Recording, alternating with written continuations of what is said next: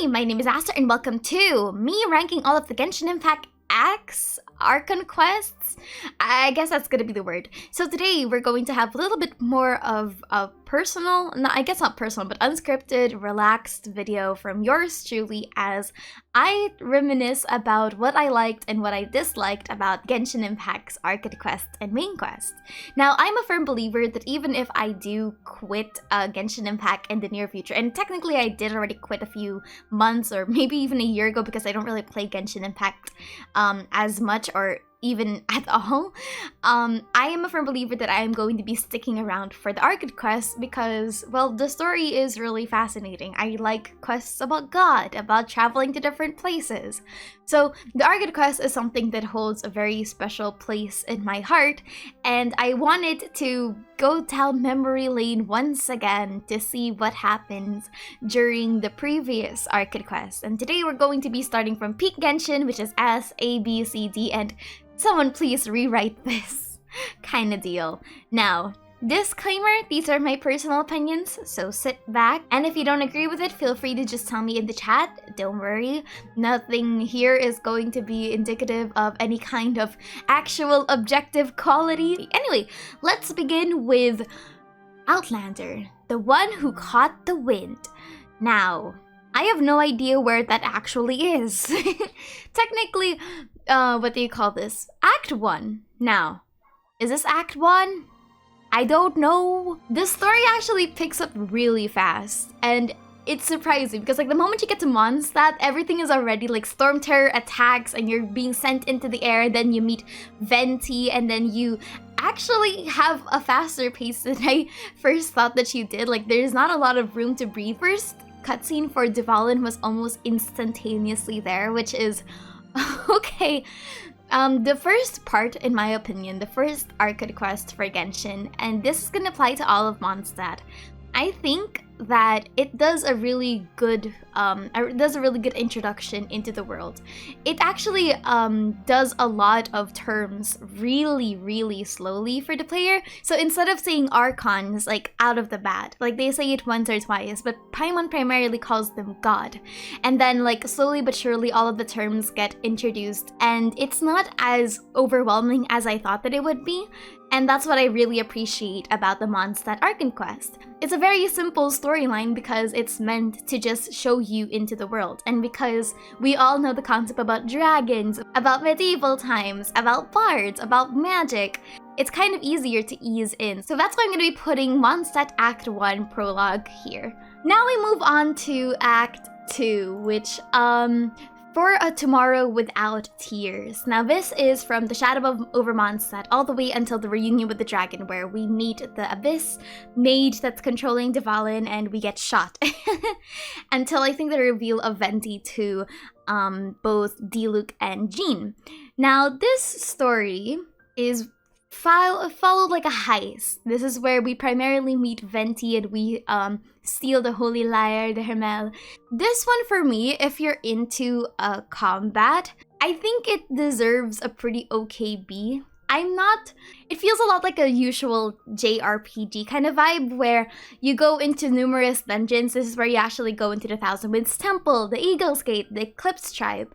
And it's just you going around Mondstadt and trying to work with Venti's plan. But it does a good job with working on the main core cast of Mondstadt. And that's actually something that I appreciate. You know what? I actually have a lot of fond memories with Mondstadt. Now, is it objectively a good quest? The 3 dungeon system that they've been incorporating in Mondstadt was actually pretty good. And story-wise, I think it did its job.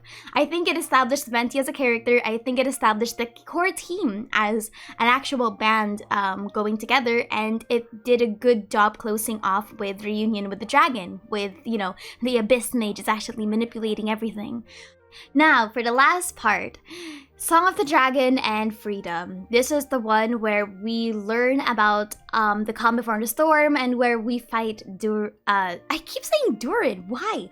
Oh, I know why.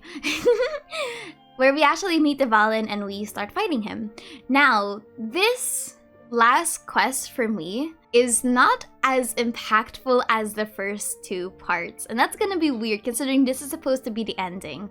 Now, the last cutscene with Dvalin and Venti definitely has a special place in my heart, where Dvalin was finally cured, Venti was saved from falling like who knows how tall from the Storm Terror's lair.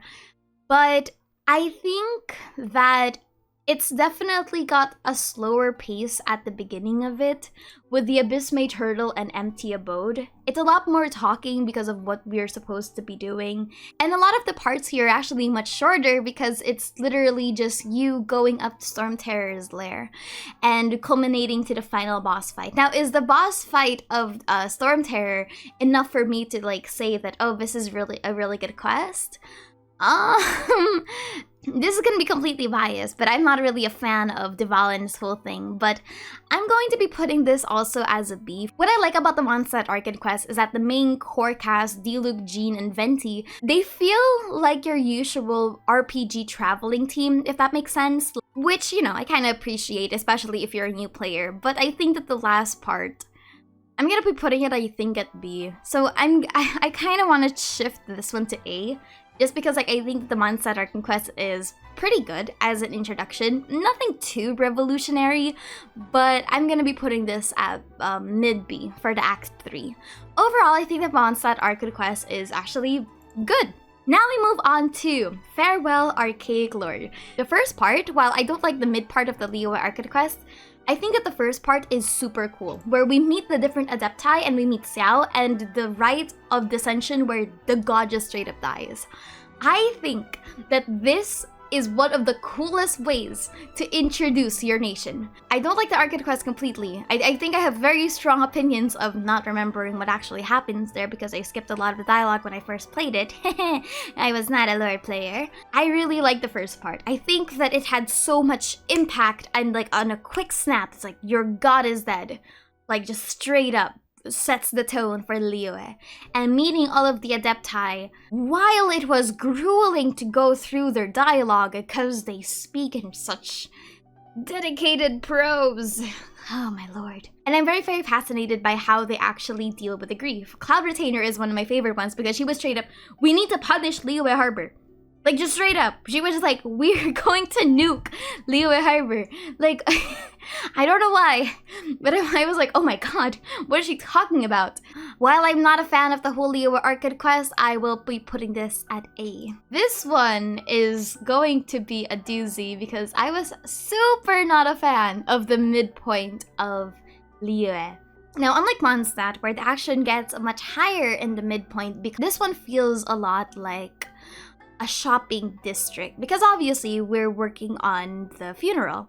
But it doesn't change the fact that we are going through NPC and another NPC while talking about the history of Liyue.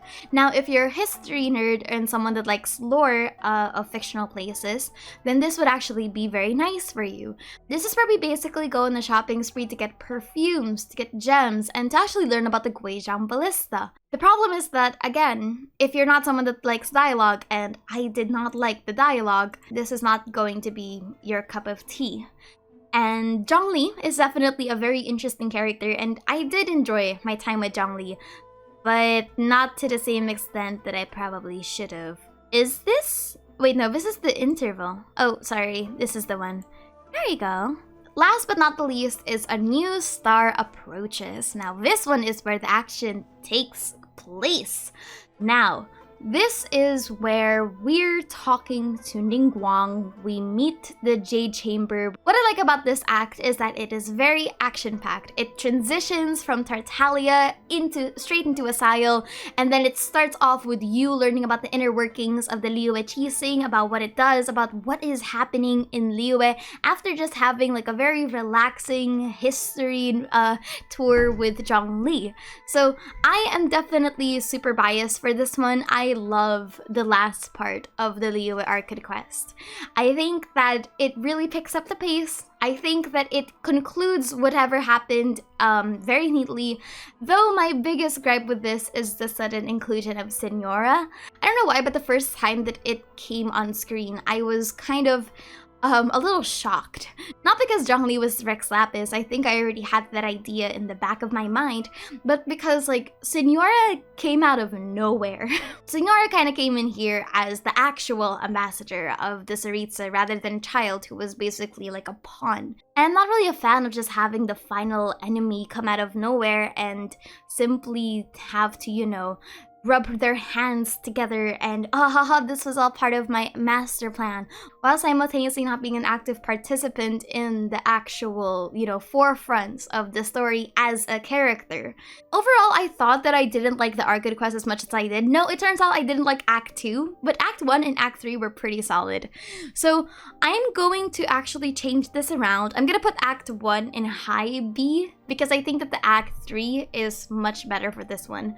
I think the pacing issues for Liyue comes in the midpoint where it's super slow. Now we move on to Bowkeeper Dainsleif. Now I remember when this was first introduced, everyone was like, oh my god, Dainsleif is coming out of nowhere, it's that guy from the trailer! And everyone was like, oh, we're already going to introduce this guy, this Conrian playable character just so early? Yeah, so we're going to be doing Bowkeeper Dainsleif and we will be reunited. Now, Bowkeeper Dainsleif is a quest. It's definitely a quest where you just walk around with Dainsleif, going around Mondstadt to the Temple of the Falcon, fighting the Abyss Order, and then going to the Storm Terror's lair, and learning a bit more about the Abyss and what happened with Conria, as well as the relationship between Dainsleif and your sibling. Now, for me personally, I think that this introduction isn't supposed to be something very jam-packed or something that's very, you know, very heavy, because, well, we're just meeting Dainsleif for the first time, and Dainsleif is also getting a grip on who we are as people. So I'm gonna be putting this at a B tier. Wait, Act 3 is missing. Oh, so I have no choice but to actually rank both of them simultaneously. Okay, so Bowkeeper Dainsleif and We Will Be Reunited. Okay, introducing We Will Be Reunited definitely bumps this up into an A tier. No shot. No shot. The ending of We Will Be Reunited has got to be one of the most moments that I've ever had as a player. Was like, oh my god, they're finally seeing each other. Lumine, or Aether I guess, is also here, and they're talking to our sibling, and we finally get the reveal from the traveler's point of view that their sibling is actually part of the bad guys, which definitely starts seeds of doubt and, you know, insecurities that of, hey, why is my sibling working for the dark side, etc, etc. Now, the actual story itself, Involuntary Sacrifice, A Herald Without Adherence, Dishonorable Trial, it's basically a story build-up where we're just going to be learning about what happened in Conry. We learn about the Field Tillers, we learn about the Loom of Fate plan. It's an introduction to what's brewing in the Abyss Order and what their endgame is. So I'm not all too shocked about it, but the themes of Dishonorable Trial as well as A Herald Without Adherence, I remember the first time when I saw Andreas was being corrupted by the Herald. It was so cool. I was like, oh my god, they can actually corrupt gods. And then the inverted statue was the creepiest thing that came out of like the 1.4 live stream, and everyone first was like, oh my god, the statue of Seven's getting corrupted. So it introduced this story of corruption to everyone, that even the gods are not safe, which definitely ups the stakes. And it all boils down to like a super nice cutscene in the end where the traveler is revealed to their sibling, and I just really like this Archon quest. I'm gonna be putting this higher than Mondstadt and Liyue, and definitely amongst my favorite personally. Why I'm not gonna be putting this, actually no, I'm gonna be putting this at S. I think that even with the Bowkeeper Dainsleif, I think Bowkeeper Dainsleif is actually a pretty okay storyline as an introduction. I like it, I like it. I am a fan. I love We Will Be Reunited. Now we move on to my most I do not like the Inazuma Act quest. I'm also going to be looking at this from the lens of a Genshin Impact player in the second year, and that's why it's super important to scrutinize this with higher expectations versus Sumeru and Fontaine. This was the first time that the audience was ever experiencing the content drought, and that's why a lot of people were either quitting, a lot of people were very desperate to get their hands on Inazuma because Mondstadt and Liyue were no longer, you know, feasible gameplay loops of dopamine. So Inazuma had a lot of expectations banking onto them, and I don't think it's an unpopular opinion to say that Inazuma Archon Quest tried to cover too much difficult topics without giving them the weight. Unlike Mondstadt that had a more JRPG kind of vibe, Liyue that had like a divine vibe of gods dying and an internal mystery, war is something that is very human to us. It is very connected to something that we already know in our world because political conflict is, well, something that we're probably already seeing on the news. So trying to tackle a story like war without giving it the proper build-up, pacing, and respect is going to have a lot of consequences in the end game. And definitely a lot of consequences that I am not going to be shy glossing over. Now let's begin! The Immovable God and the Eternal Euthymia. Thoma is going to be our main character for this one. We set sail into this place, we see the confessions of an outlander, and we get the 3 wishes. This is where we meet pseudo-ly the Ayaka situation, and where we actually meet all of the people that lost their visions.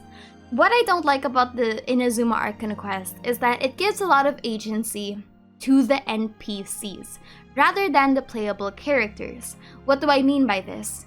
It's normal that all stories will have side characters and background characters to play with. But as I've said before, it is crucial for you to develop the main cast, playable characters that people actually give 2 shits about. Now this intro isn't bad. It definitely shows us that Inazuma is going to be a much more people-centric, political-centric kind of storyline versus an action-packed storyline that we've been seeing in the past. Now, is this necessarily a good thing? I don't know. We talked to all of the people that lost their visions, and this storyline was pretty okay. We learned that you slowly lose your memories, your sense of self, and ambition when you lose your vision, besides just the elemental power and control that you get. It's also possible for you to start losing yourself physically when you don't have a vision anymore. So the more that we talk about these people, the more that we can empathize with their situation, and we begin to understand why this entire thing is really, really difficult. I do wish that we got a bit more moments where Thoma and Ayaka were there to actively assist us and actually talk to us and grow as characters rather than being, hey, could you go from here to here and go talk to this person to this person. The NPCs definitely stole the show here in terms of actual development and actual problems.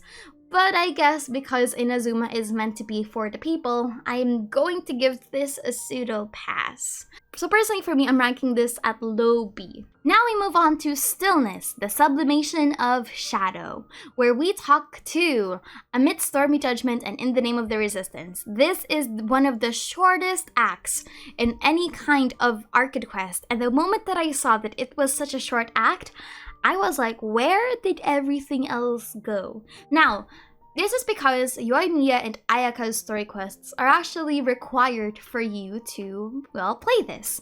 So technically we're going to have to scrutinize both of their story quests first before we actually get into Act 2. I think that the second part is actually one of the better build-ups, because it introduces us to the really cool cutscene where we finally meet the Raiden Shogun. All of her imposing glory, all of her all hail the Shogun vibes in the center of everything. And this is where we also meet the resistance, the Watatsumi resistance. And we slowly learn that this resistance is just people that genuinely want some freedom, or people that want to be left alone, or people that feel oppressed under the Narukami's rule. So we learn about their hardships as soldiers. And this all culminates to the final battle on Nazuchi Beach, where we find Sarah's forces against Goro's. Definitely a good storyline, actually. This is the part of the Archon Quest where I was like, yeah, we're getting the stakes, we're getting a war, because like I saw the battle and it was so cool, and I was like, okay, this is where it gets good. Like, this is the perfect introduction into the Act 3. I'm going to be ranking this one actually as among the top tier, and this is going to be very controversial, but definitely the word that we will be reunited. Let's not lie to ourselves here. I think that the Act 2 of Inazuma's Archon Quest, with the entire battle, with the Thoma getting nearly GG well played by the Raiden Shogun, with Ayaka and Yoimiya's story quest acting as your necessary build-up from a player character perspective, as one of the better parts of the Inazuma Art quest. Okay, maybe S is a little too high. I'm just gonna rank it as an A tier here. Maybe S is a little too high. Definitely did what it needed to do. Definitely a good build-up. Definitely one of the better mid-sections of a story. And I am all for it because the cutscenes are so iconic and it did what it had to do. Until the unfortunate omnipresence over mortals. Omnipresence over mortals needs to be rewritten. I'm sorry. I know that its cutscenes are amazing. Let's go with the first. The cutscenes are amazing. I love the resolution with Yae Miko telling A to just get out of there and just realize that Inazuma is still here and that it's changing, but it's still here. But I cannot deny what they did to everyone else in the storyline, as well as the really weird pacing issues. I do believe that Genshin Impact saw this.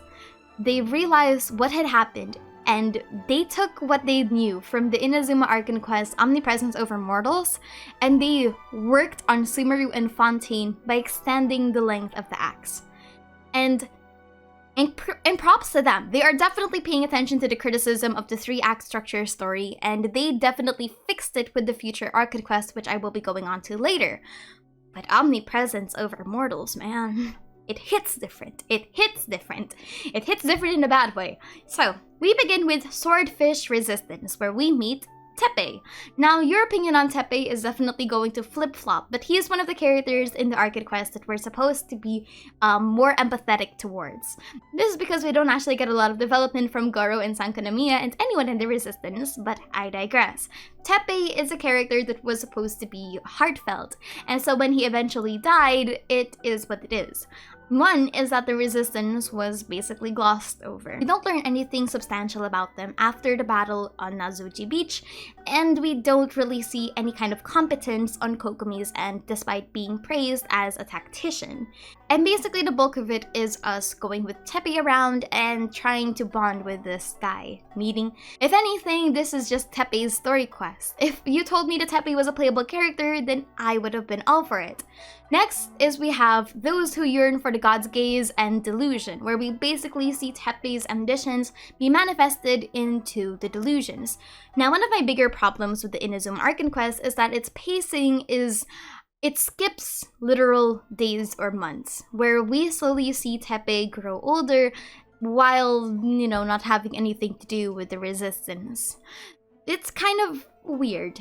And I do think that this story quest has a lot of pacing issues and a lot of problems when it comes to transitioning between the acts. What's actually kind of sad about this is that the actual army is getting sidelined by Yae Miko the moment that she gets entered. Like, she tells the traveler, "What do you think of the Resistance army's chances?" And the traveler just says, "They're no match for her either." It's kind of sad that the story itself is just like, yeah, the Resistance is kind of useless. And they're using Yae Miko as a proxy to transition into the actual story of where you go into the plane of Euthymia for a more heartfelt resolution.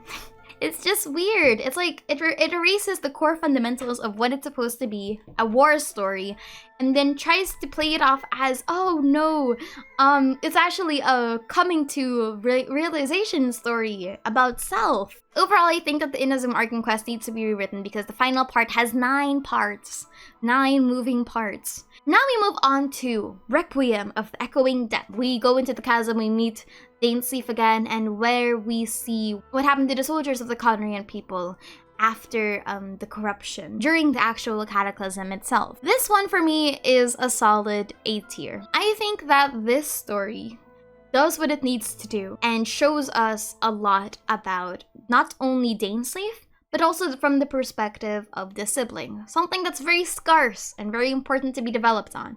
In the Depths, an unexpected reunion brings us around the chasm and then shows us the possibility of being removed of the curse of immortality.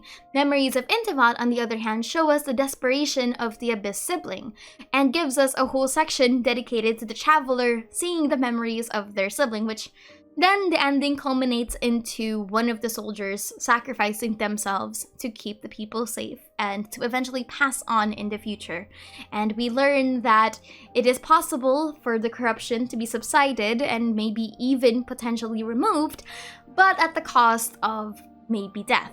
This story is concise, it does what it needs to do, and it definitely explores the Conrian history well from the perspective of both the Abyss and Dainsleif. So definitely an A tier for me. Now we move on to Sumeru. Now Sumeru is almost as polarizing as Inazuma, and there's an important context that needs to be remembered when it comes to Sumeru.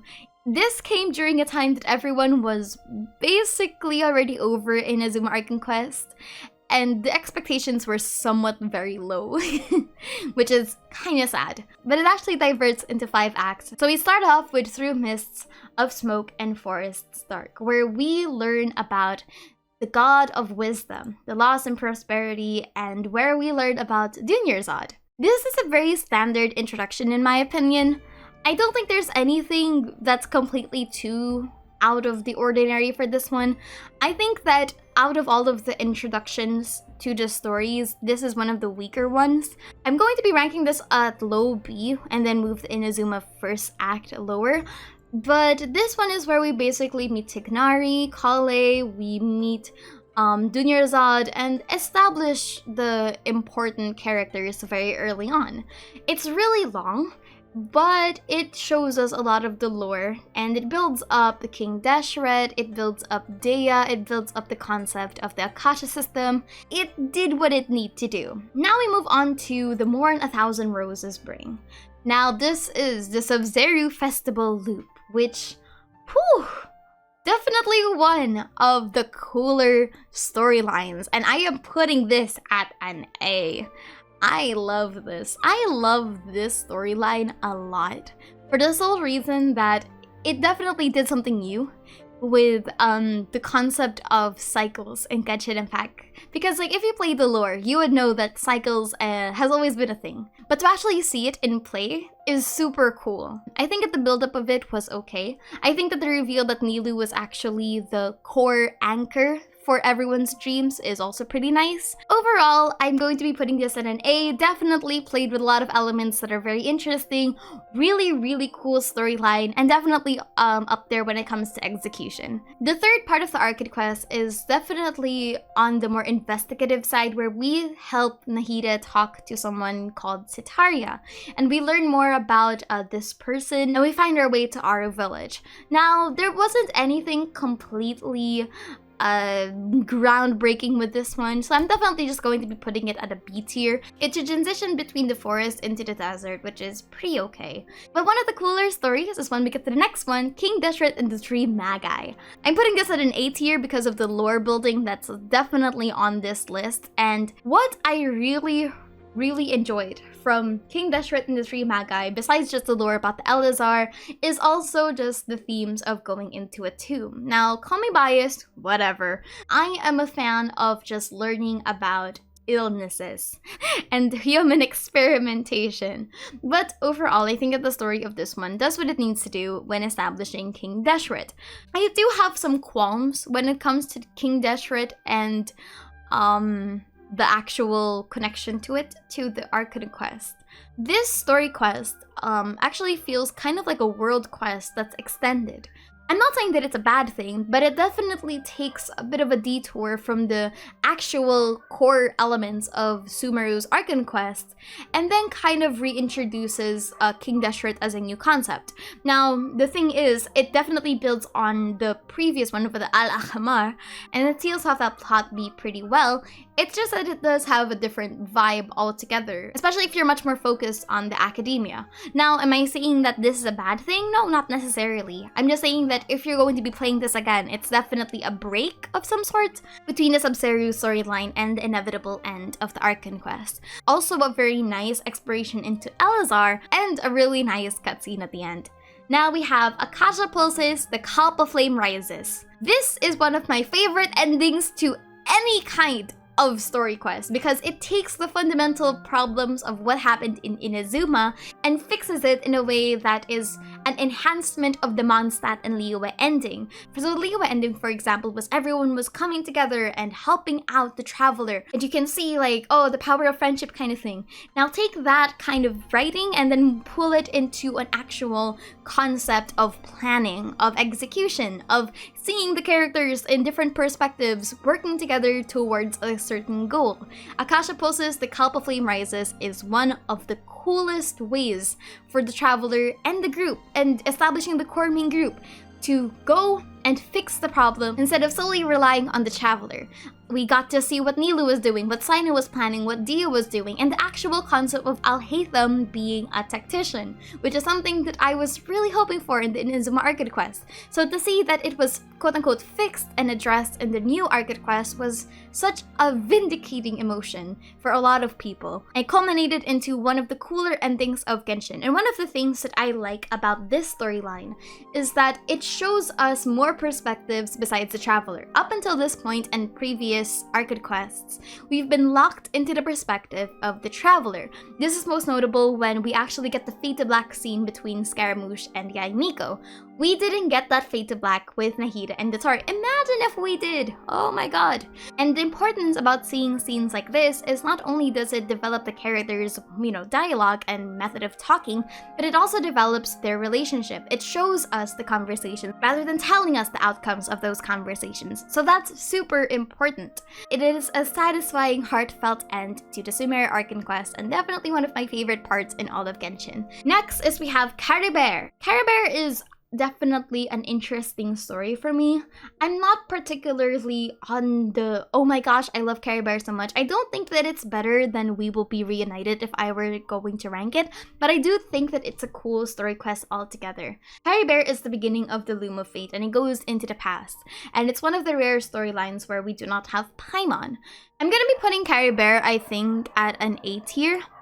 Now we move on to, what is this? What is that? What is this? Is this an interlude? Oh, this is the prologue. Okay, so a bit of an insertion here.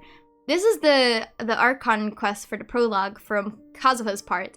It's okay. I don't have a lot of opinion when it comes to Kazuha's storyline, besides that it shows us, the actual weight of the war from a PC perspective, and it gives us a really cool cutscene. I think that the Archon quest itself is kind of slower. Pretty okay storyline. Nothing, too grand. Now we move on to Fontaine. Fontaine is definitely one of my favorite Arcade quests. It is a constant stream of action consistently. It's developing its main cast as well as it can. It puts the NPCs on the backline, and it does what it can with its new camera animations. Ooh! I am super biased when it comes to Fontaine because I think that its storytelling did so much improvement compared to the previous parts. I am a fan of the entire aesthetic of Fontaine. I guess I just like the whole, masquerade, and its ending. It's ending. So we begin with the prelude. This is the storyline of Linny and Lynette, and it does a lot of things really well by introducing us the system and the extravagance of the trials themselves. What I like about this is that we get to participate in something that is very dear to Fontaine's cultures, which is, the trials.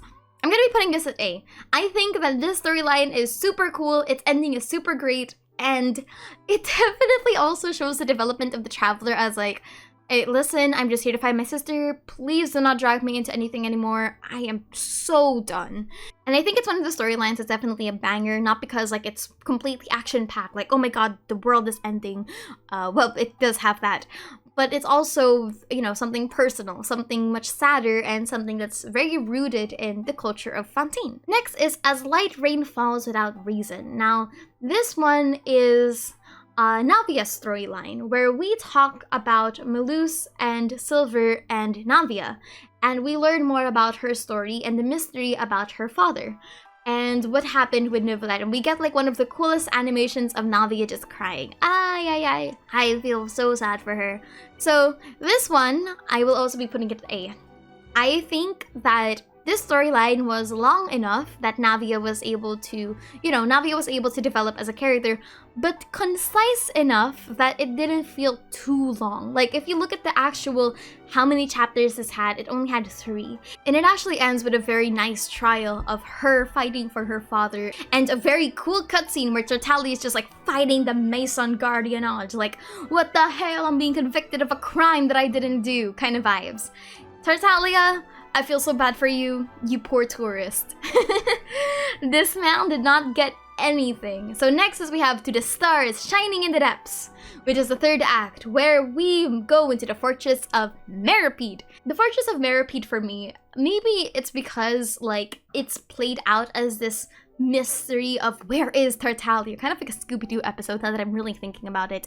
It plays onto like the story of what is going on in Fontaine, what is the criminal's situation in Fontaine, as well as the actual, the actual inner workings of the justice system. There's a lot of themes here about mystery too when it comes to what is going on in the walls, but for me, The Stars Shining in the Depths is much longer than it needed to be. It felt a lot like a gameplay loop that was kind of pulled out a little too long. I think at some points Paimon was already repeating her dialogue, which, that's not a good sign.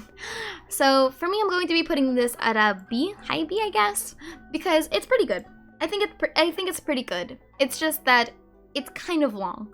Now we move on to Cataclysm's Quickening. Now, Cataclysm's Quickening actually continues off from the Fortress of Meropide story, but now we have Linny and Lynette helping us out, as well as Fremine. We actually learn more about the infirmary, the hidden rules, and we get the conclusion with Ryzie and what was going on with the Primordial Sea and the Fortress of Meropide. And we get a really cool cutscene where Neuvillette is like trying to fix all of this and pushing back the waters. Really nice. So this story also shows us Arlecchino, who is kind of pseudo-threatening Furina, and Furina who is very, very uncomfortable about the situation. And it shows us the dynamic between Furina and her people, particularly that she is not exactly the brightest government official on the land. And it shows us a nice crack in her mask that, while she is well-meaning, and I'm not saying that Furina is corrupt, what I'm saying is that she is being put in a place of pressure that I don't think she's quite used to, which is the Cataclysm. In my opinion, this story is pretty okay. It's pretty good. This ranks a little lower than the usual ones, but the transitions between like the Fortress of Meropide seal slowly breaking apart to Arlecchino pressuring Furina is a very nice duality storytelling-wise. And now we move on to the Masquerade of the Guilty. Now, this for me is peak Genshin. Again, similar to the Sumeru final Arcade quest, I think that this is one of the coolest endings to an Arcade quest, where all of the characters culminate together and we get one of the coolest backstories for an Archon, where we see the true performative nature of Furina in the most unfortunate light. We feel so bad for the girl who has been forced into dealing with another god's, like, I guess, plans for justice, and Furina never wanted any of this. We also get a very nice conclusion with Focalors and Neuvillette, and we learn more about basically everyone that has been involved with us in the story. I think that this conclusion really does well in selling justice for the people versus justice from the law. And I really, really like the culmination of all of them banding together against the god that they think is, lying to them. While we do know from an audience perspective that Furina was by no means lying to them, I think the storyline of fighting a god in her own, board game, chess game, whatever, is really, really cool. I like this ending, and I think that the Fontaine Archon quest is definitely a step above all of the previous ones. Now, we move on to the interludes. Last but not least, I'm just gonna make this super quick. Shenhe's interlude is more of a story quest that's very centric on her. Pretty okay. I don't think that there's anything too egregious of it. I do really like Shenhe as a character. I think she's really cool. But the story quest itself is just your standard, learning more about her. I don't think that there's anything too world-ending besides what happened in the final cutscenes where she's fighting against, Beisht. Or was it Asiel's wife? I don't remember how you're supposed to pronounce that. But overall, I think it's a pretty okay Archon Quest interlude. Cool cutscenes though. Really like Shenhe. Perilous Trail! This is something else. I love this story quest. I am very biased when it comes to like a ragtag team of people coming together to fight literal Jesus, but I like this story quest. Really cool, really nice, super dope. Love this so much. Love all of the little antics between both of them. Love Xiao actually learning how to work with people again. And you know, the final sacrifice, that was super duper cool. I love this. Inversion of Genesis. Now, I'm gonna be a little biased here, and I'm going to say that Inversion of Genesis was a super cool story. Inversion of Genesis has peak storytelling in my opinion, because I really appreciate what they tried to do with, you know, Scaramouche's storyline. They gave the NPCs their own model, I guess, pseudo-wise, especially for Niwa. And Scaramouche as a character being finally removed from everything and we're given wonder is a nice callback to what happened with Rukadefta. Overall, a very good story. I like it. Anyway, my name is Aster and thank you for chilling with me. This has been a while. This is basically the entire list. Anyway, bye-bye.